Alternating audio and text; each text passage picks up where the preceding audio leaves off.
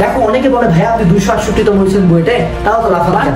আমি কিন্তু আমার সর্বোচ্চ ক্যালিবারটা দিছি, জান দিয়ে দিছি, মরে গেছি, মরার মতো পড়ার পরে বুয়েটে 268তম হয়েছি। I am giving it my all, আমার সব দিয়ে দিছি। অনেকে আমাকে বলছে ভাইয়া 3-4 ঘন্টা ঘুমাই কিভাবে এত এনার্জেটিক থাকেন? That's very wrong man.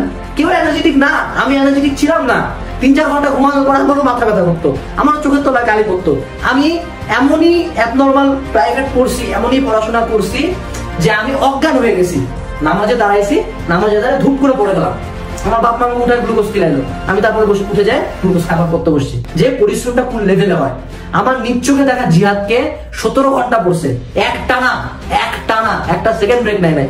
আমি তৌকিকে দেখতাম কোচিং করে এসে সারাটা রাত পড়ছে, পরের দিন দুপুর 3টার দিকে ঘুমাইতে গেছে। আমরা ওষুধ টষুধ খেয়ে রাত জাগতাম, 3-4 দিন ঘুমাইতাম না। কখন বুঝবা সর্বোচ্চটা দিচ্ছ তুমি? যখন একটা পর্যায়ে পরিশ্রম করতে করতে আমার এমন একটা পর্যায়ে হয়েছে যখন মনে হচ্ছে আমি যদি আর 1 পেজ পড়ে আমি মারা যাবো, এই পরিমাণে পড়াশোনার প্রতি যদি বিরক্ত আসে, তখন মনে হবে তুমি তোমার সর্বোচ্চটা দিচ্ছ। সর্বোচ্চটা দিয়ে দাও, পড়তে পড়তে অসুস্থ হয়ে যাও।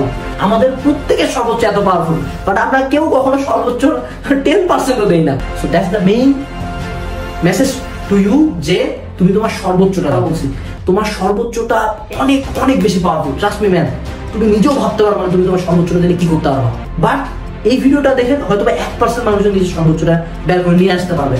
So my message to you, তোমার জন্য, যে তুমি তোমার সর্বোচ্চটা বের করে আনো। পড়তে পড়তে অসুস্থ হয়ে যাও, সারাদিন পড়ো, সারা রাত পড়ো, সব গ্যাপ ফিল করো, সব জায়গায় চান্স পাও। And at the end of the day if you fail, যে তুমি তোমার সর্বোচ্চ দিয়ে ফেল করছো, তোমার কখনো খারাপ লাগবে না।